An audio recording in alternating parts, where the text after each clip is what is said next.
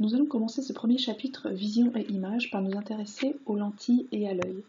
Donc tout d'abord on va se poser la question, qu'est-ce qu'une lentille? Une lentille est un petit objet en général circulaire mais pas forcément, transparent à la lumière, donc en plastique transparent ou en verre la plupart du temps, qui réfracte la lumière. Si vous vous souvenez de vos cours de seconde, vous savez que quelque chose qui réfracte la lumière, c'est quelque chose qui la dévie.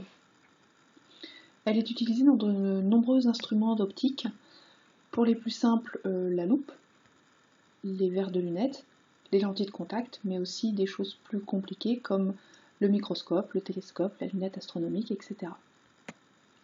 Si on prend un schéma d'une coupe de l'œil, on voit que l'œil est constitué de différents éléments. Alors ceux qui vont nous intéresser cette année sont le cristallin, la rétine et l'ensemble pupille-iris.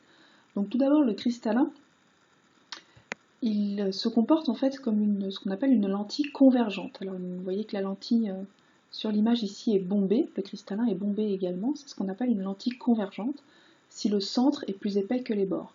A l'inverse, si le centre est plus mince que les bords, on appellera ça une lentille divergente. Donc le cristallin réfracte la lumière qui pénètre dans l'œil et se comporte comme une lentille convergente. Lorsque la lumière provenant d'un objet pénètre dans l'œil, donc par exemple ici la lumière provenant d'une bougie, pénètre dans l'œil et traverse le cristallin. Alors le cristallin ici est représenté par une double flèche bleue, on verra ça un petit peu plus tard. Cette lumière est réfractée de façon à former au fond de l'œil, sur la rétine, l'image de l'objet qu'on est en train de regarder. Donc on a une petite bougie qui se forme dans le fond de l'œil, une petite image de la bougie comme une photographie de cette bougie qui se forme dans le fond de notre œil sur la rétine. Donc la rétine c'est un tapis rempli de capteurs photosensibles, c'est-à-dire de capteurs sensibles à la lumière, qui envoie ces informations au cerveau par le nerf optique. Le cerveau traite ensuite l'information pour transformer ça en image.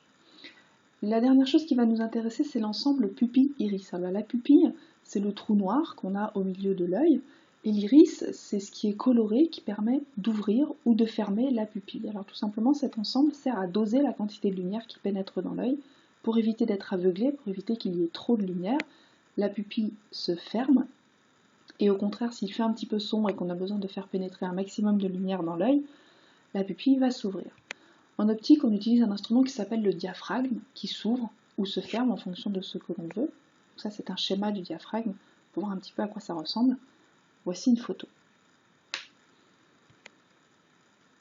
Alors, les lentilles convergentes, on va s'intéresser essentiellement aux lentilles convergentes cette année. Donc une lentille est convergente quand son centre est plus épais que ses bords, et surtout quand elle fait converger des rayons lumineux. Donc par exemple, des rayons lumineux parallèles arrivent sur une lentille convergente, ils convergent tous en un point, c'est-à-dire qu'ils viennent se regrouper en un point. Ce point est un petit peu particulier, il s'appelle le foyer image. En général, on l'appelle F'. Alors, il est spécifique à chaque type de lentille, et on peut le repérer par exemple en faisant cette expérience. Donc on prend une loupe, qui est une lentille convergente, et on la place au-dessus d'un papier journal, entre le soleil et un papier journal, et on la déplace de façon à avoir le plus petit point possible sur le papier journal. C'est-à-dire que le papier journal sera situé au foyer image de cette loupe. Et à ce moment-là, toute la lumière converge en un seul point, l'énergie est suffisamment importante pour mettre le feu au papier journal. Expérience à ne pas réaliser à la maison, bien entendu. Donc voici le schéma d'une lentille convergente, puisqu'on fait toujours des schémas en sciences. Donc la lentille convergente est symbolisée par une double flèche verticale. Le point haut, c'est tout simplement le centre de la lentille. La ligne horizontale est ce qu'on appelle l'axe optique, qui est une ligne imaginaire qui passe par le centre de la lentille, et on place sur cette ligne le point F', donc le foyer image. Donc une distance importante quand on parle de lentille, c'est la distance OF', qu'on appelle également petit f. C'est la distance focale et elle s'exprime en mètres. Elle est spécifique à chaque lentille. Une autre caractéristique des lentilles, c'est ce qu'on appelle la vergence. On l'appelle en général, on la note C et on l'exprime en dioptrie. Alors dioptrie, le symbole de la dioptrie, c'est la lettre grecque delta. Il faudra vous entraîner à la dessiner. Donc cette vergence, elle est directement liée à la distance focale par cette relation C égale 1 divisé par F. Donc il faut impérativement, pour obtenir la vergence en dioptrie, faire le calcul avec une distance focale en mètres.